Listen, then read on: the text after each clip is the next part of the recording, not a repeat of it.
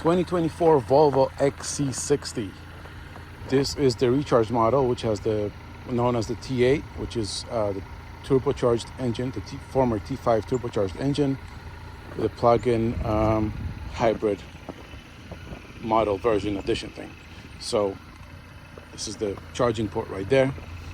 This is the fully loaded black edition, which means all the trim is in black wheels, and it's basically the fully loaded model.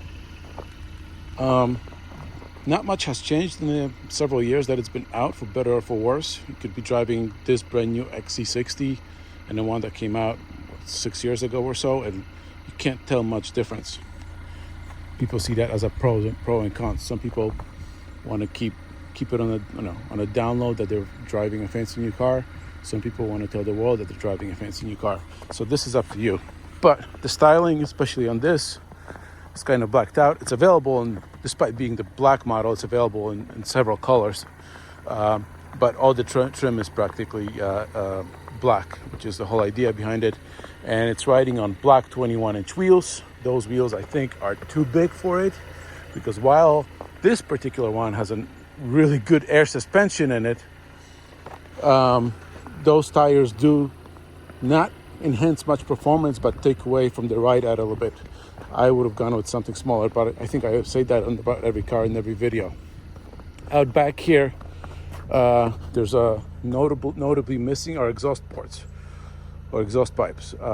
The engine is running, so you see a little bit of smoke, but exhaust pipes are basically not cool anymore. So especially on a hybrid car, so automakers do exclude them. It is a powerful car. It's got almost 500 horsepower and over 500 pound-feet of torque. And again, this is the T8 all-wheel drive recharge. Opening up the trunk, I purposely left it in this state because, while it's a little bit dark, what we have in here are cables for plugging it in, both for 240 and 120, although it would probably take forever to charge it on 120. Battery, pretty decent size. Air tanks for the air suspension. Jack is over here, a compressor and a tire liquid fill over there, and a tow hook. Sadly, there is no spare tire. I would love it, especially with those 21-inch wheels, especially weather that we're having here today. You never know what's going to happen, but it's not here. This closes really nicely. Just folds over like this. Very good cargo floor. I left this seat folded just to show that it folds pretty well, pretty flat. There's also a center pass-through for those of us who ski. Up here is close and lock button at the same time. A little pocket for your small things over here. Overall, very neatly, because it has air suspension, you can lower and raise it as you need it from the trunk for loading and unloading of objects. Closing it, let's go to the back. Again, loaded model, so it's got heated rear seats, and there's USB ports over here too. It's a little bit dark. Again, I left it folded on purpose so you can see the difference. Typical Volvo thing are power rear headrests. They fold down with the press of a button. In this case, there is no button. There's a button on the screen. One thing I want to point out is over here in the cargo area, the reason this video is so dark, there's no lights. There is no lights. This is a car made in Sweden, and up there in Scandinavia, I know they have long nights in the winter, and they didn't put any cargo lighting in here. None whatsoever.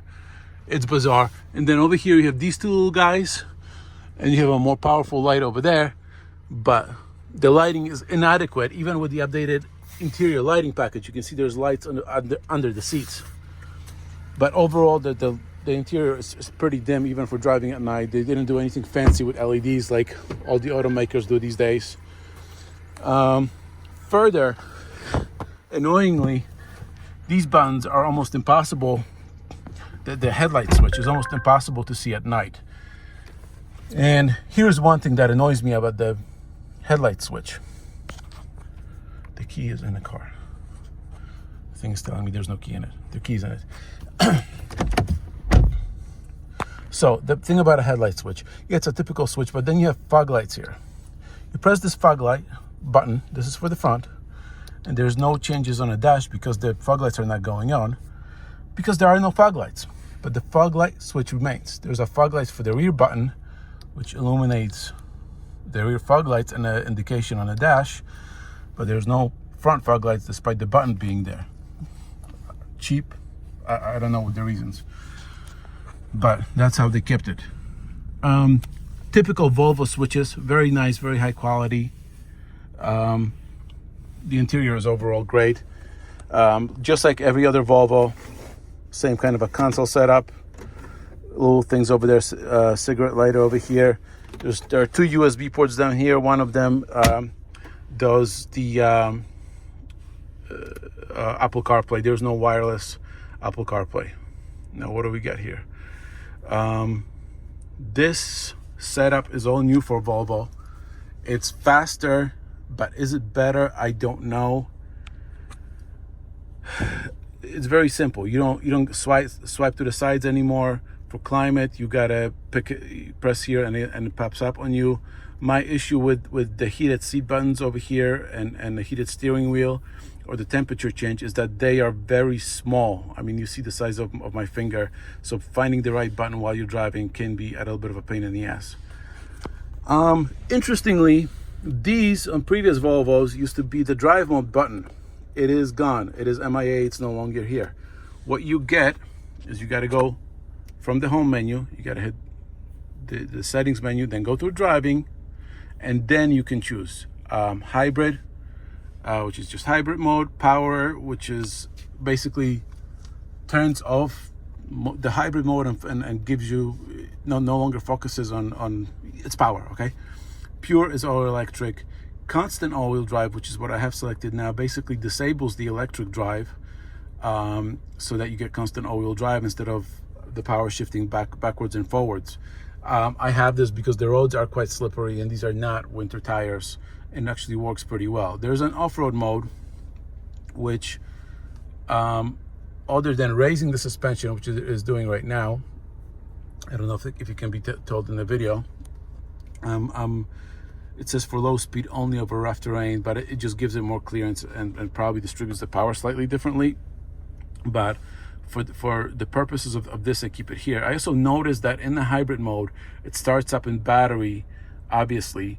But if you want to go to your heated seat, heated steering wheel, or even heat in the car, it takes a very long time for it to warm up. It is 37 now, but it was about 20 when I got here earlier, and it took forever to warm up, which is weird because on the previous Volvos that I drive, the steering wheel and the seats would burn your butt and your hands quite instantly.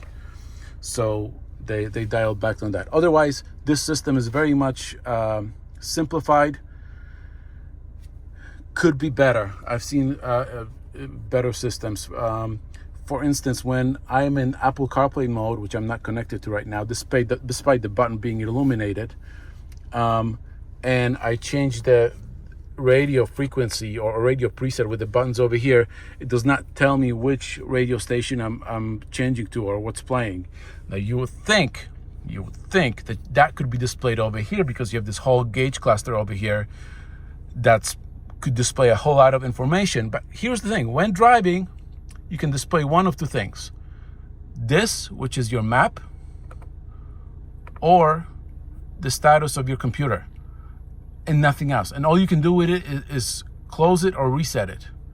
Those are your two setups. Other than that, the screen just stays blank like this. There's nothing in the middle of it, which is bizarre because there's so much information that if the driver wanted it, could be provided to him. I mean, every other automaker does this. Bizarre why they just chose to leave the screen, middle of the screen blank like that. I'm really confused by this. Stepping outside really quickly, Volvo has always done seats well, really well, maybe the best in business, and this is no exception. This one has optional massaging seats, which are actually quite a bargain. This extends, which is perfect. If you're taller, it tilts in every imaginable way. There's a massaging feature, like I mentioned. Just overall super comfortable seats. My son fell asleep in the front seat when we got home. He's like, hey, can I stay in the car a little bit longer? It's massaging me and it's heated and I'm really comfortable. So he did exactly that. The seats are really, really fantastic. I want to show you Oh, one more thing I wanted to show you in here. This is running some kind of a operating system. I don't know, but basically Volvo included for 5 years your Google services, which is Maps and Google Assistant and YouTube. And on YouTube, I did a quick search. Come on, baby, work with me. I did a quick search before, which is gone now, obviously. But basically, if I put in XC60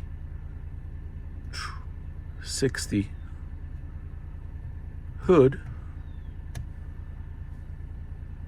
I'm getting some results back.